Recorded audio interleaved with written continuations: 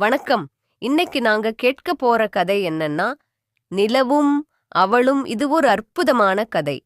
தேயிலை தோட்டங்களில் வாழ்கின்ற மக்களுடைய பல்வேறுபட்ட கதைகள்ல இதுவும் ஒன்று. கதையோடு தலைப்பு நிலவும் அவளும். மலைநாடு குளிர்ந்து போயிருக்கின்றது. பனி தோய்ந்த மலைகளும் மரங்களும் புல் பூண்டுகளும் பசுமையாக இருக்கின்றன. மலைகளும் மேகங்களும் காதல் செய்கின்றன. மலைகள் ஆண்களாகவும் முகில்கள் பெண்களாகவும் ஆரத் தழுவி ஆலிங்கனம் செய்கின்றன. தேயிலை காடுகளில் கற்பாறைகள் குகைகளாகவும் முகில்கள் வீடுகளாகவும் மன்னர் காலத்து கோட்டைகளாகவும் தென்பட்டு மாமல்லபுரத்து சூழலை நினைவூட்டிக் கொண்டிருக்கும். அந்த கல் இடுக்குகளில் இன்பக் கதைகள் பேசி அவரோடு எச்சில் படுத்தி அல்வா சாப்பிட்ட காதல் நினைவுகளை ராமாயி கிழவி ஒரு தடவை நினைத்து நெஞ்சு நிற்க எச்சிலை விழுங்கினாள். துயரங்களை தோளிலும் நெஞ்சிலும் மடியிலும் சுமந்த அவளுக்குள்ளே காதலும் சுவையூட்டிய காலங்கள் இருந்திருக்கின்றன. அந்த மலை உச்சியில்தான் இராமாயி வசிக்கும் பிள்ளை மடுவம் இருக்கின்றது.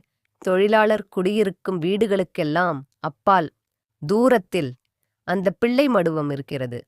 ஒரு கூடாரத்தின் எஞ்சிய பகுதியாக அரைகுறை நிர்மாணத்தோடு இரு பொந்துகளை கொண்டிருக்கிறது அந்த பிள்ளை மடுவம். உடைக்கப்பட்ட ஒரு பழைய லயத்தில் கழட்டிய ஓட்டை தகர கூரைகளால் மீண்டும் ஒரு கூடாரமாக அந்த பிள்ளை மடுவம் உருவாகியிருந்தது. எந்த நேரத்திலும் இது இடிந்து விழப்போகும் சாய்ந்த கோபுரமாக காட்சி கொடுத்தது. கடலில் மூழ்காது கரையோகி கிடக்கும் கப்பலை போல குட்டிச்சுவருக்கு கூரை மாட்டியிருக்கும் அலங்கார சின்னமாக அந்த பிள்ளை மடுவத்திற்கு ராமாயி பாஷையில் புள்ளக்காம்பரா என்ற பெயரும் உண்டு. அந்த கூடாரத்தில் ஒரு நாள் ராமாயி குடியேறினாள். சின்னன் சிறிய அறை, சிலந்திகள் ஆக்கிரமித்துக் கொண்டிருந்த குகை. அவளது பஞ்சை பாராரியான தட்டு முட்டு சாமான்களை அள்ளி வந்திருந்தாள். எல்லாமே மண்பாண்டங்கள். ஒரு சின்ன தகட்டு பெட்டி, அதை ரேங்கு பெட்டி என்று செல்லமாக சொல்லுவாள். மற்றவையெல்லாம் மண் சட்டிகள், மெலிந்த கிண்ணங்கள், ஒரு பழைய பாய், ஒரு போத்தல் லாம்பு. ராமாயி தகர பெட்டியை அந்த மூலையில் வைத்தால் மற்ற சொத்துக்களை எதிர்த்த மூலையில் அடுக்கினாள். ஜன்னல் பக்கத்தில் அடுப்பை போட்டாள். அவளது அந்திய காலத்தில் அந்த முதுமை படர்ந்த முகத்தில் ஒரு மகிழ்ச்சியிலும் எதையோ சாதித்துக் கொண்ட பெருமிதமும் நிம்மதியும் இருந்தது. ஒரு காலத்தில் தென்காசி நகைகளை சுமந்து ஆட்டிய காதுகள் இன்று வெறும் தோளாக தொங்கினாலும் அவைகள் அழகாக தொங்கின. அவளது குழி விழுந்த கண்கள் குப்பி விளக்கின் சுடரொளியாய் பிரகாசித்தன. கூன் விழுந்த மேனி தளர்ந்து போனாலும் அந்த மூதாட்டி தனிக்காட்டு ராணியாக தனக்கென்று ஒரு தனி வீட்டில் சொந்தமாக வாழப்போகும் ஒரு உற்சாக உணர்வில் திளைத்துப் போயிருந்தாள். அன்றைய பொழுது மிக வேகமாக கழிந்தது. கொஞ்ச நேரத்திற்குள் சமையல் முடிந்தது. சோறும் கரியும் ஏழ்மையாக இருந்தாலும் சமையல் மனம் வீசியது. அடுப்பங்கரையில் குளிர் காய்ந்து கொண்டு அமைதியாக சாப்பிட்டாள். மழலையிலும் குளிரிலும் இருந்து தன்னை பாதுகாத்துக் கொள்வதற்கு ஒரு கூடாரம் கிடைத்திருந்தாலும் ஆளரவம் இல்லாமல், ஒரு குழந்தை சத்தமோ குழந்தையை ஆறுதல் படுத்தும் ஒரு தாயின் குரலோ இல்லாமல், மனித வாடையே ஆற்ற ஒரு ஏகாந்த சூழலில் அந்த இரவில் அவள் தன்னந்தனியாக இருந்தாள். அந்த கிழிந்த பாயில் சாய்ந்தால் வாழையடி வாழையாக சொந்த பந்தங்களோடு இரத்த உறவுகளோடு பல பரம்பரைகளைக் கண்ட அவள் இன்று ஒண்டிக்கட்டையாக ஒதுக்கப்பட்டு விட்டாள். எந்த உறவுகளும் வயசான காலத்தில் நிராகரிக்கப்படுவது உண்மை. ராமாயி தன்னை சுதாகரித்துக் கொண்டு சுகமாக தூங்கினாள்.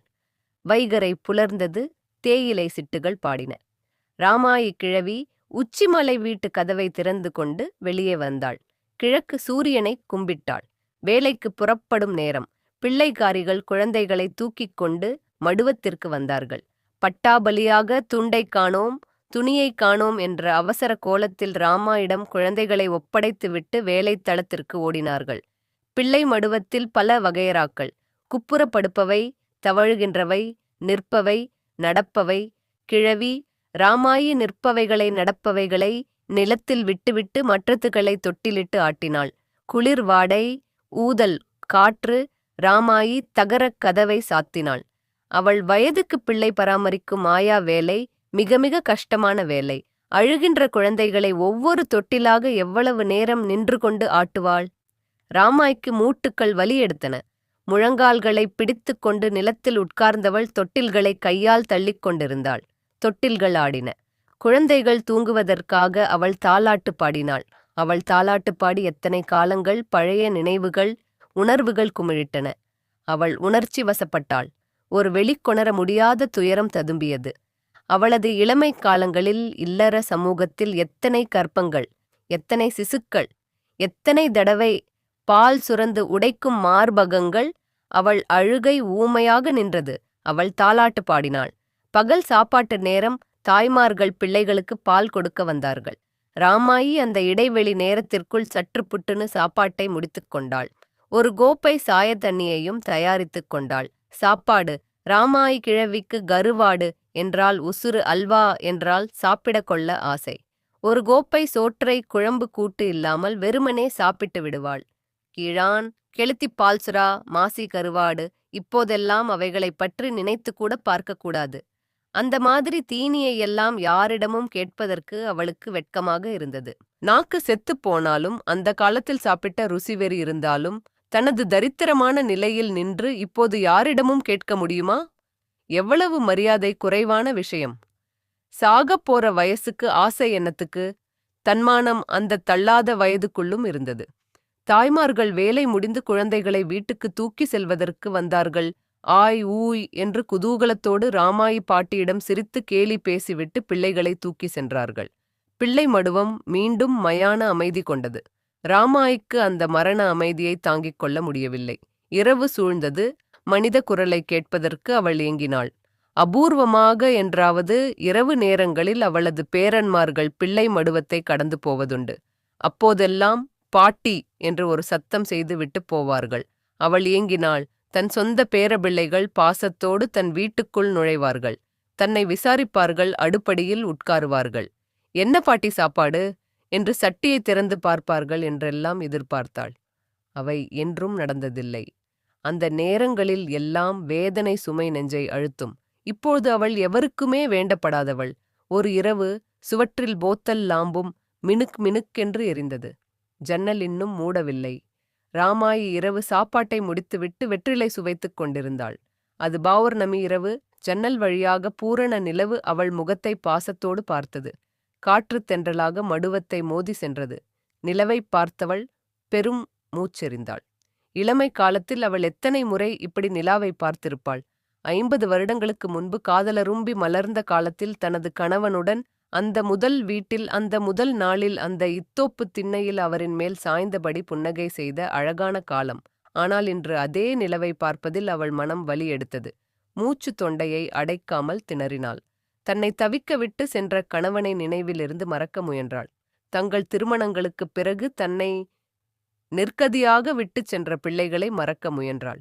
எல்லாவற்றுக்கும் மேலாக தனது பேரப்பிள்ளைகளை, தன் கழுத்தை சுற்றியிருந்த அவர்களது பிஞ்சு குளிர்ந்த கரங்களை மறக்க முயன்றாள்.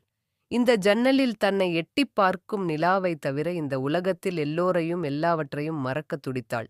கடைசியாக அவள் மெதுவாக எழும்பி ஜன்னல் அருகில் சென்றாள்.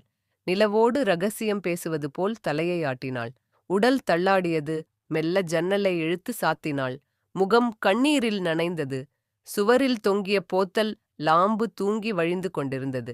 ராமாயி அந்த மூலையில் கிடந்த பாயில் போய் சுருண்டு கொண்டாள். ஊதல் காற்று வெளியே பெருமூச்சு விட்டது. இந்த கதை உங்களுக்கு பிடிச்சிருந்தா இது பத்தின உங்களோட எண்ணங்களை கீழே கமெண்ட் பண்ணுங்க. இது மாதிரியான இன்னும் பல கதைகளை நீங்க கேட்கணுமா இருந்தா மறக்காம சப்ஸ்கிரைப் பண்ணுங்க.